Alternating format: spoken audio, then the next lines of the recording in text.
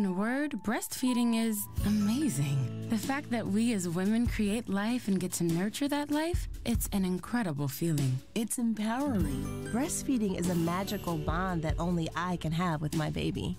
It's challenging and it's rewarding. When I go to the doctor, when I hear how well my baby is developing, I know that's because of all the goodness in my milk. It's liberating. I can feed my baby and give him everything he needs anytime, anywhere. Breastfeeding is powerful. Even when I'm at work, every time I pump, I know I'm doing this for my baby. It's the best thing I can do for my baby. While every mom has a different way of describing breastfeeding, we all need help and encouragement. So know that support is there for you, from your family or from your friends. And at womenshealth.gov/it's only natural. Breastfeeding, it's only natural. Mother's love, mother's milk. Brought to you by the U.S. Department of Health and Human Services. Hey, this is Ariana Grande. What's up, everybody? I'm Bozzy. This is Calvin Harris. This is Camila Cabello. Hey, I'm Dua Lipa. Hey, guys, I'm Halsey. Hey, what's up? It's Sal. Hey, everyone. This is Selena. It's Selena. This is Shawn Mendes. Hey, it's Taylor Swift. This is Zed. This is K-Joy. This is Vincent R. What's up, guys? Twitch and Scratch. You're listening to DaBooth312 on WIIT 88.9 FM Chicago. And this is Fresh. On the battlefield, there's a saying America's military men and women live by. Never leave a fallen warrior behind, ever. Off the battlefield, Wounded Warrior Project operates with the same goal. We leave no warrior behind. Wounded Warrior Project is a non-profit organization created to help our men and women returning home with the scars of war. Whether those scars are physical or mental, we're here to make sure that they heal. And whether it's helping those with post-traumatic stress disorder live a normal life again, or giving much-needed support to injured warriors in veterans' hospitals. Because no one deserves our help more than the men and women who risk their lives to keep us safe. Wounded Warrior Project. We never leave a fallen warrior behind. Ever. Learn more about what we do at woundedwarriorproject.org. Reaching the world entertainment. On the battlefield, there's a saying. Check us out every Sunday on WIIT 88.9 FM in Chicago, 2 p.m. to 5 p.m. Central Standard Time. Download that free app, tune in, and get the best sounds of the underground with The Booth. What's up, Chicago? Yeah, unfamiliar voice now. Huh? Now, what's going on with everybody, man? I want to thank everybody for tuning in and watching and all that good stuff. We got a great show planned for you today. I guess we're going to have Von Moran. I guess, he'll show up. If anyone see him, tell him he's got an appointment to meet. Right. You know, he might still be in makeup. So, but he doesn't really need makeup to come here. We have DJ Box in the house, so we're going to interview him and talk about, you know, the latest and the greatest of the things that he has going on. Chicago is still Chicago as we read. I mean, children getting killed and people getting hurt at baby showers is getting crazy, man. I mean, you guys have got to put down the guns and find a different way of venting your frustration. And I'm also seeing every week I'm posting on Please Help Us Find Our Youth and Adults. I'm posting almost 3 children a day that are coming up missing, women, children, young adults, man. Now there, you know, and you're making a good point, but majority of those children that are coming up missing are Black or African American children that are doing it. Mm-hmm. I know there was a period that it was a lot of Hispanics, and this was, I think, about 10 years ago or so. Mm-hmm. I noticed there was a lot of Hispanic children, more so girls, that were coming up missing. Mm-hmm. But now, more recent, we have the African American Black females and some males, but it's more the females that are coming up missing. So I don't know if it's some kind of a trend, something, you know, whatever is going on out there. It's just the ethnic aspect. It was just weird how, like I said, you have one ethnicity that was coming up missing. Now we're turned and it's another one. We're not seeing the other one no more. So I don't know. Is we're just not hearing about it? Or, right, well, that's what I was going to say. I mean, because, you know, the stats say that on a regular, we're missing around 70,000 people, man. And, you know, and some of them that they are finding them with their organs missing. So, you know, and some of them, you know, I guess are going into sex slave trafficking or just being kidnapped. Mm-hmm. But at any rate, what I'm encouraging people to do, man, is to be alert, especially while you're driving women by yourselves, because they will try and block you in, or, you know, just recently a young lady, actually my mother-in-law, actually experienced the same thing where they set you up in a situation where it forces you to get out your vehicle. So, I mean, her garage door was purposely blocked and it never was. Mm-hmm. And they figure, okay, she would have to get out to move stuff to get in. Yeah. They're sticking, you know, plastic bottles and stuff, wedging them up under the tires of the vehicle. So when you roll, it sounds like you're getting a blowout. And you get out and you check, they get you. They are getting these kids in groups. So even though you figure, oh, well, my kid's walking with his cousin and his brother. No, they just recently, maybe about a couple of weeks ago, they snatched 3 children at one time. So we just got to be alert. Ladies, when you're going to these shopping malls, watch out. Try and go with as many people as you can. I mean, it's a shame our world is getting that way. Right. And it's breaking my heart, man. And now they're talking about bringing back the Green Book travel advisory because of all the racism attacks with people on the road. They, in Indiana, they hung a 22-year-old truck driver in his own trailer, you know, at a I didn't hear about that one. Yeah, at a way station.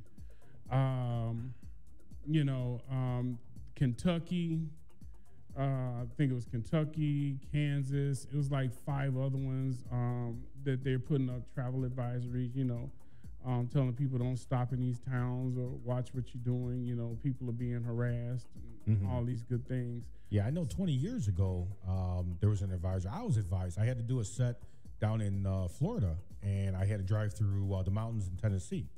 And I was advised, do not ever stop in the mountains in Tennessee, that the hill people that live out there, they don't like city folk, and they will shoot at the vehicles.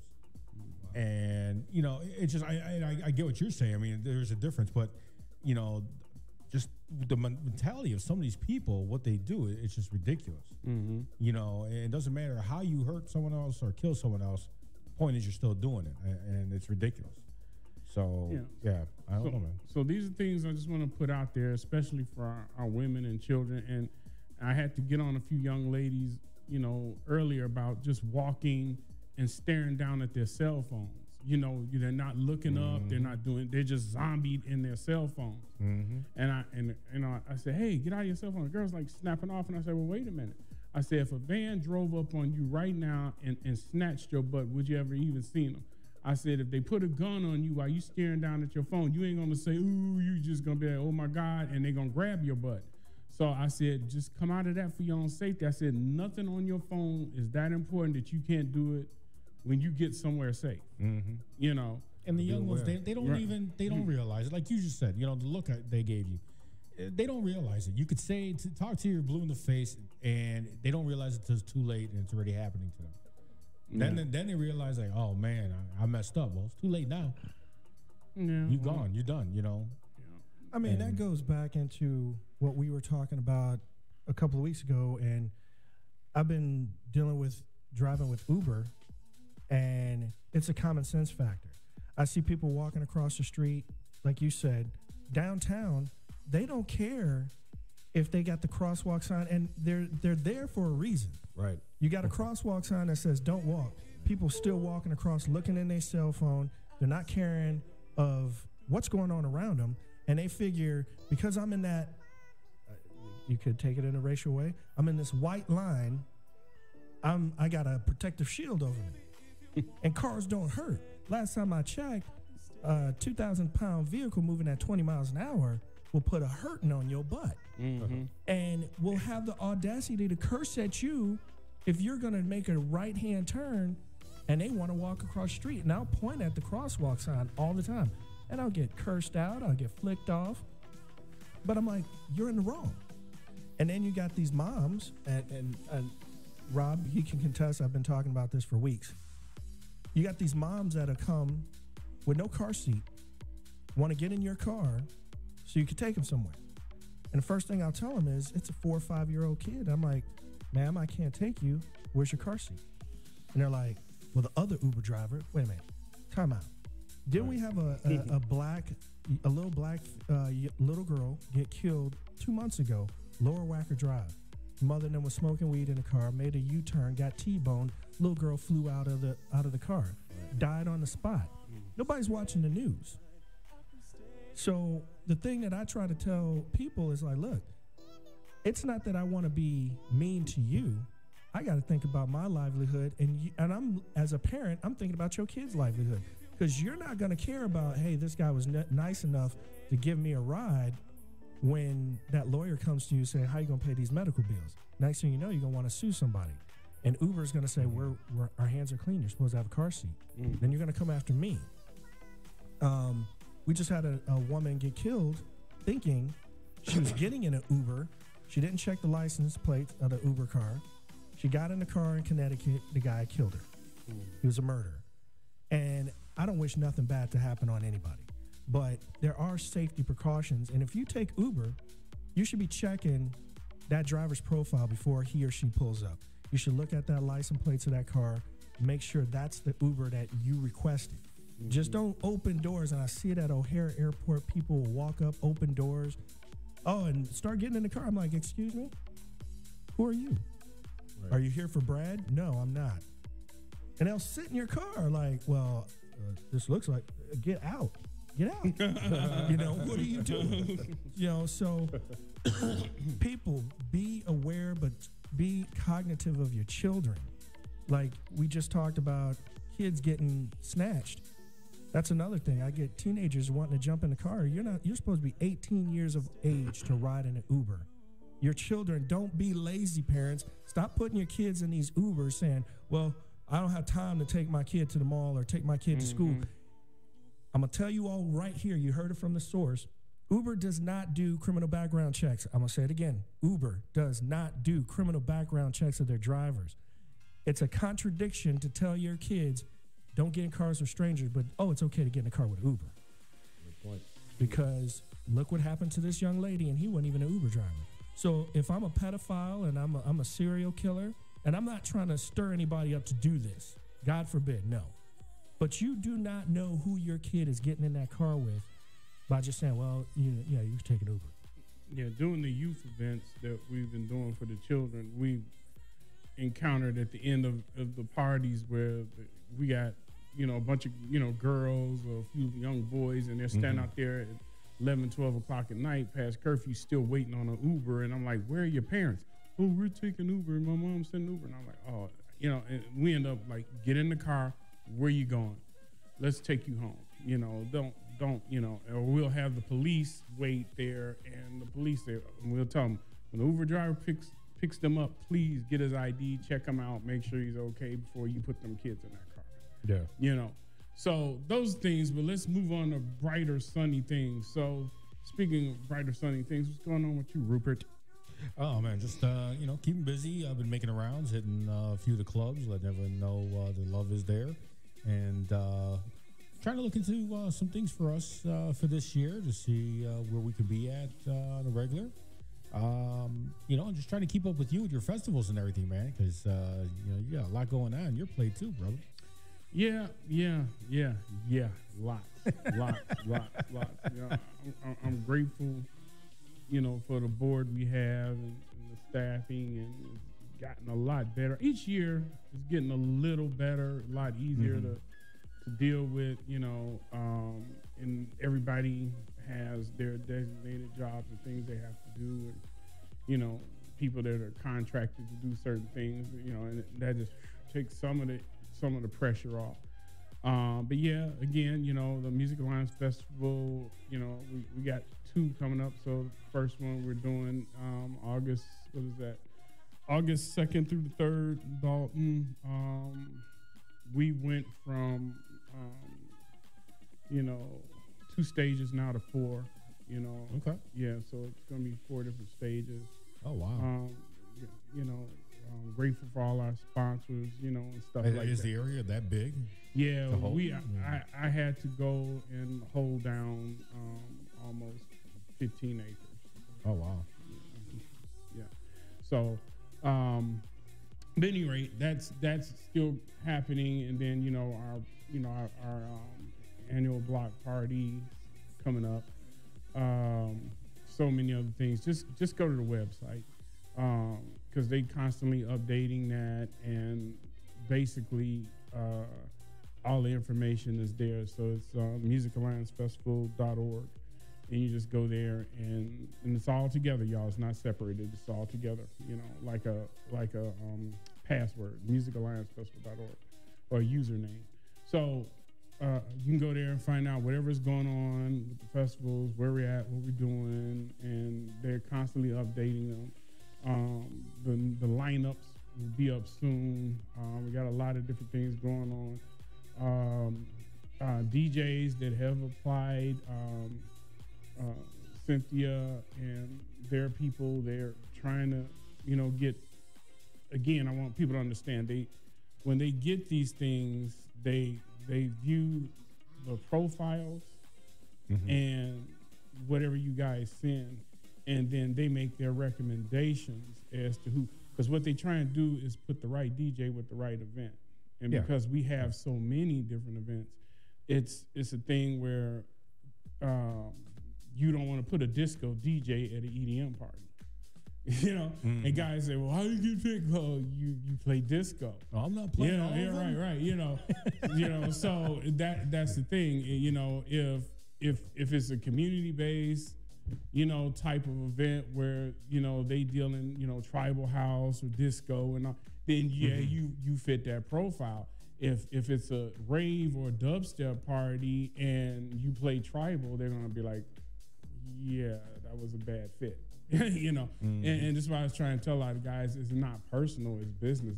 It's just they're trying to fit. A lot of people don't understand. And a lot of the guys I haven't seen, and I chose to be that way because I wanted to see how they can handle it. I want to kind of stay neutral in that situation, and let's see what they're getting paid to do and if they're handling it properly, but I guess this coming Friday, I'll start seeing more of the lineups, and I know it's going to be a lot of gospel entertainment as well, from my understanding.